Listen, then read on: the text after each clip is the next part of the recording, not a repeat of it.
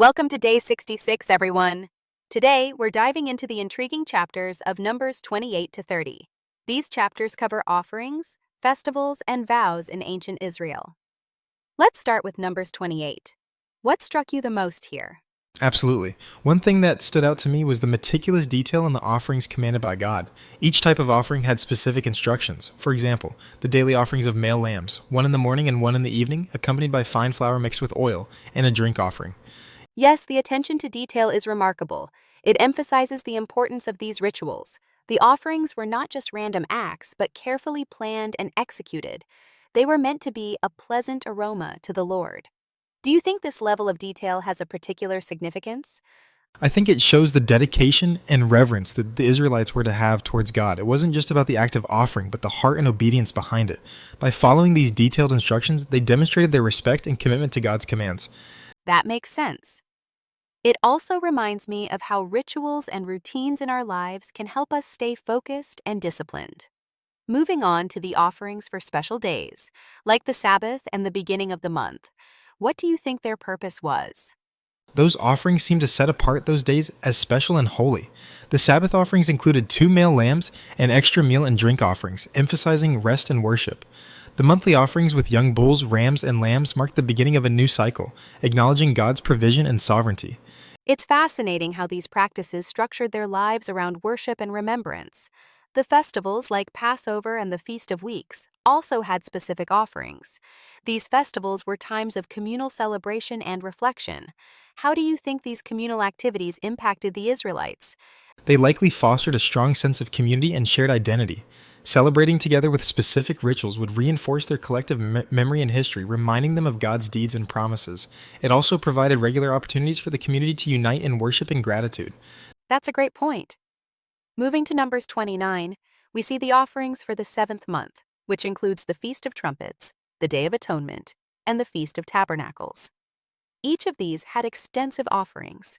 What do you think the significance of these particular festivals was? Each festival had a unique focus. The Feast of Trumpets was a call to attention and repentance. The Day of Atonement was about seeking forgiveness and purification. The Feast of Tabernacles celebrated God's provision and protection during the wilderness journey. These festivals marked important spiritual milestones and reinforced their dependence on God. Indeed. The detailed offerings during these festivals also highlight the seriousness with which they approached these holy days. Now, let's talk about Numbers 30, which shifts focus to vows. What struck you about the regulations regarding vows? The regulations show the importance of integrity and accountability. When someone made a vow, they were expected to fulfill it without breaking their word. It also detailed how a father's or husband's silence could either affirm or nullify a woman's vow. This aspect highlights the communal and familial responsibility in keeping one's commitments. Yes, it's interesting how the vows tied into the community's honor and trust. The idea that a father or husband could nullify a vow indicates the protective structure within families. How do you think these rules about vows might have influenced the personal conduct of individuals? I think it would have made individuals more thoughtful and cautious about making vows. Knowing that their word was binding and that it reflected on their family and community, they would likely consider their promises seriously. It encouraged responsibility and honesty. That's a good observation. Also, the distinction between vows made by men and women and the role of male figures in affirming or nullifying vows reflects the societal structure of that time. How do you think these practices would be viewed in a modern context? In today's context, the gender-specific regulations might seem restrictive as modern values emphasize individual autonomy and equality. However, understanding the historical and cultural context helps us see how these practices were meant to maintain order and support within the community. Absolutely. It's important to view these texts within their historical framework, while also reflecting on how the core principles of integrity and community responsibility remain relevant. As we wrap up, what key takeaways do you think we can apply to our lives from these chapters? One key takeaway is the importance of intentionality and dedication in our commitments, whether in our spiritual practices or personal promises.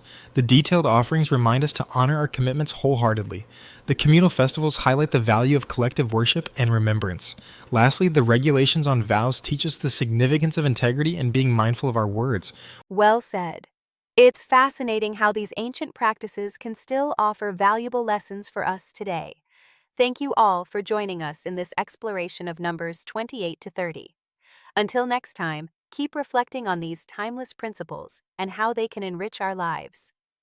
Yes, thank you everyone. We hope you enjoyed diving into these chapters with us. Stay tuned for our next episode where we'll continue exploring the rich tapestry of biblical texts.